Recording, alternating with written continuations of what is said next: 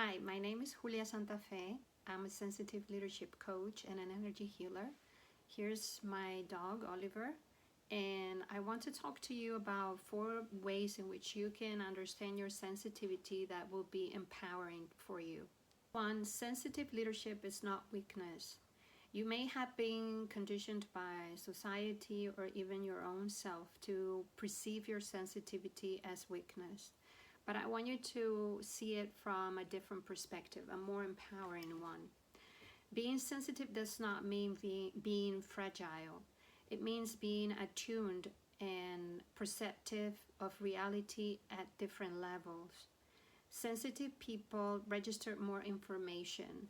They have, let's say, more channels opened to receiving information at an emotional level, relational level, environmental, even spiritual. And managing all that information coming in can be a little bit overwhelming.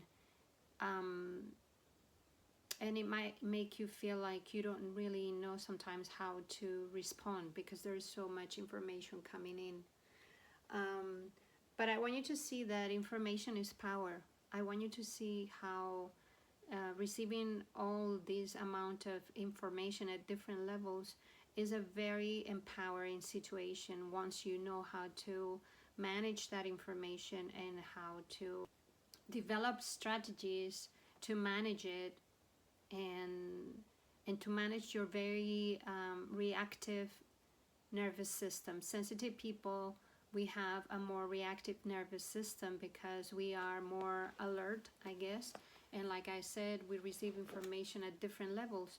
So there's a lot of things coming in that we're trying to process. But once we know how to process all this information, and once we know how to harness our nervous system, then we know that all that information that is coming in is very useful and we can maximize its benefits in how we use it and how we decide to use it, when and why. Number 2 is people pleasing. People pleasing is something that a lot of sensitive people have a tendency to do, because our ability to receive emotional information, relational information, and all these different energies from people around us, we sometimes feel like we have to do something about it. And what comes to us most naturally is to try to make peace around us.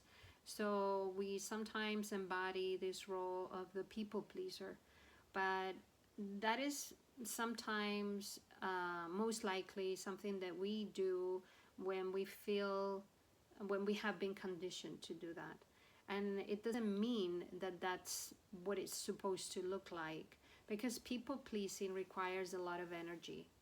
And one thing that I will advise you to do as you become more and more aware of your sensitivity is to learn to manage your energy wisely. So that means that you're going to set boundaries and you're going to decide what is really beneficial for you in the long run, or what you need to skip or not pay so much attention to.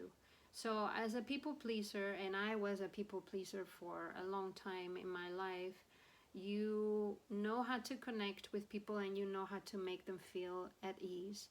But I want you to understand that that has a cost. You are using a lot of your energy to do that, to regulate people, to regulate rooms, to regulate environments, so that people feel at ease. And you might want to ask yourself why you're doing it, and if it helps you with your own goals, your own values, and your own needs.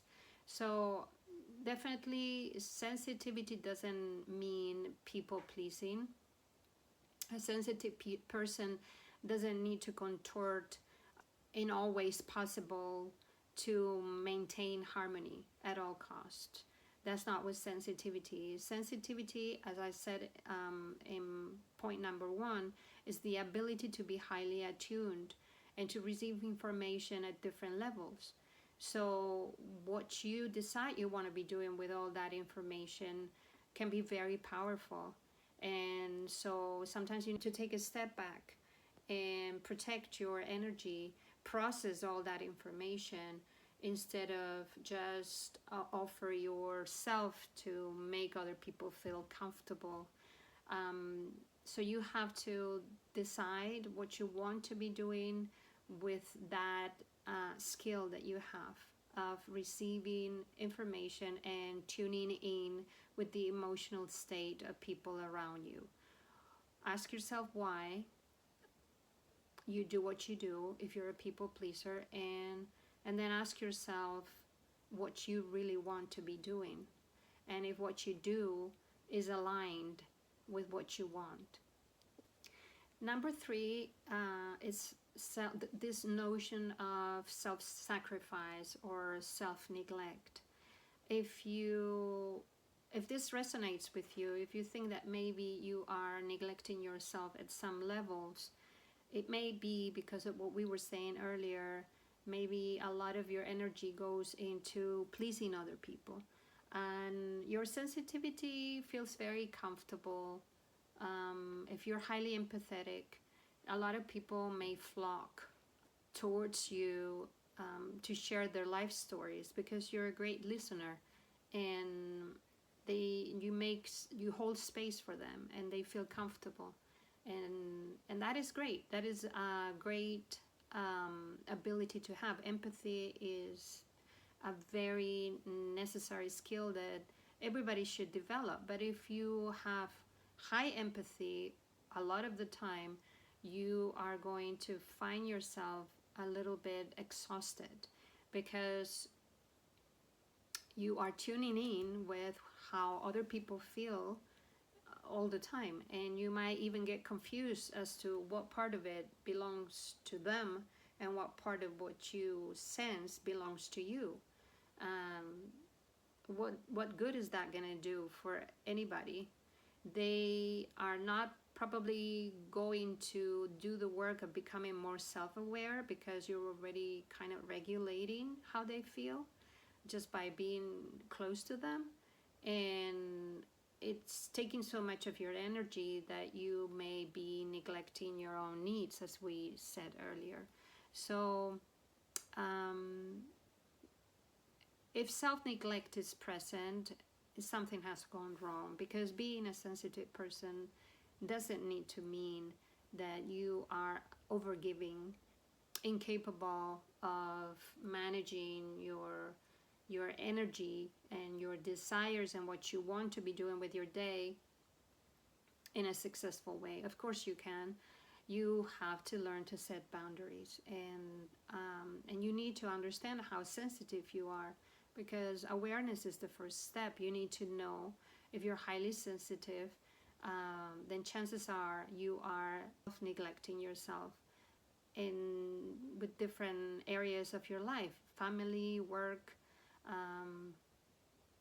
friends, whatever it is. So take a look at your life and ask yourself if you are overgiving, and if that's helping you or is actually preventing you from your own development, your own evolution as an individual in powerful ways and fulfilling ways for yourself.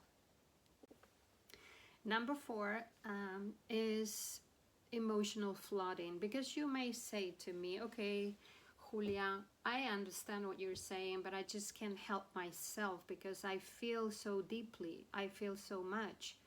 I just can't help picking up on all these cues and all these emotions around me, and I can't help getting involved.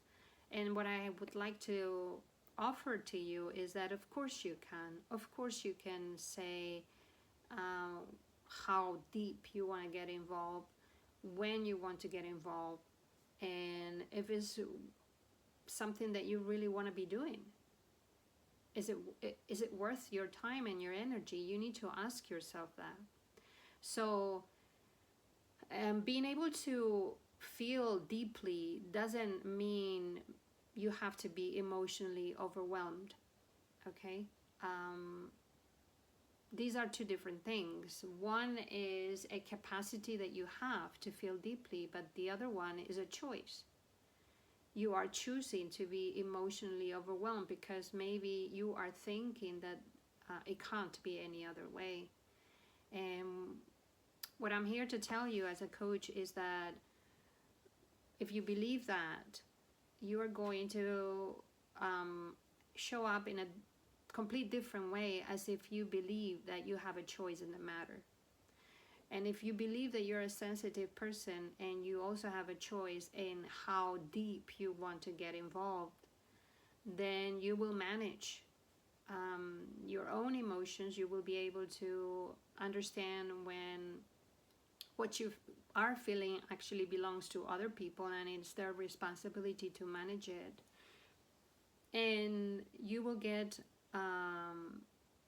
you will develop a discerning eye in all these situations, which is really what you want to be doing as a sensitive person. Otherwise, think about it.